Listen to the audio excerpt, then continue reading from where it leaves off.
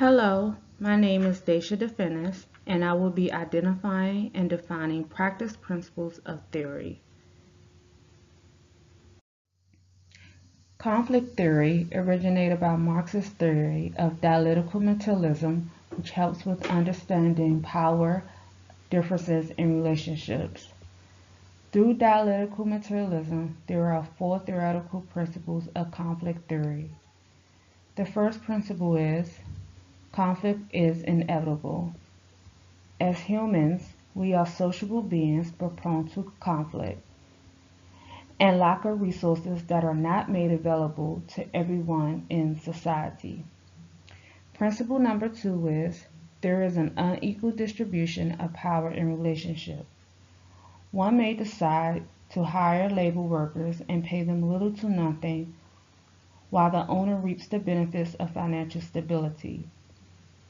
Principle number three is there is an ongoing struggle for scarce resources. Inner city children tend to receive less resources versus their peers in a suburban city. Principle number four is whoever has the most power controls the distribution of resources. Politicians decide how money is divided amongst different organizations. Unfortunately, the budget cuts not only affect the different agencies, but the clients and their loved ones too. This concludes my portion of theoretical principles of conflict theory.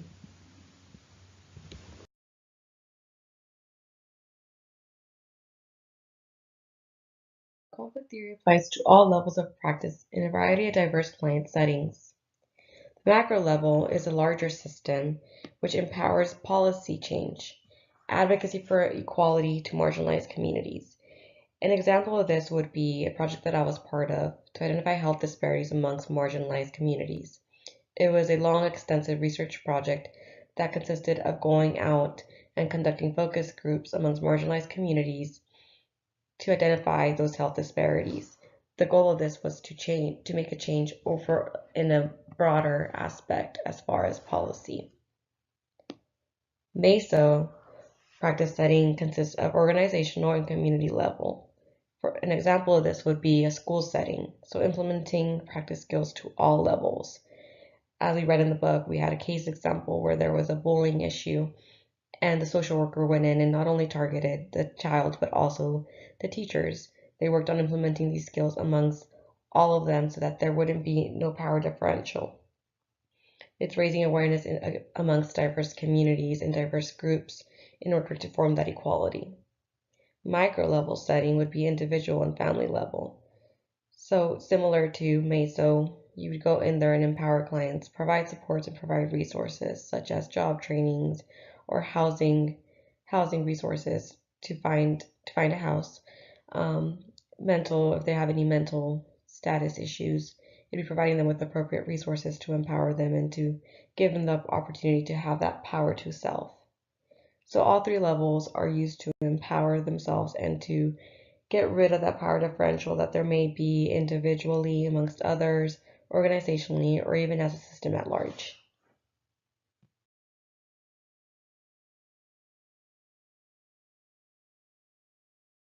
Conflict theory is really good at helping us understand the reasons diverse groups compete with one another for power.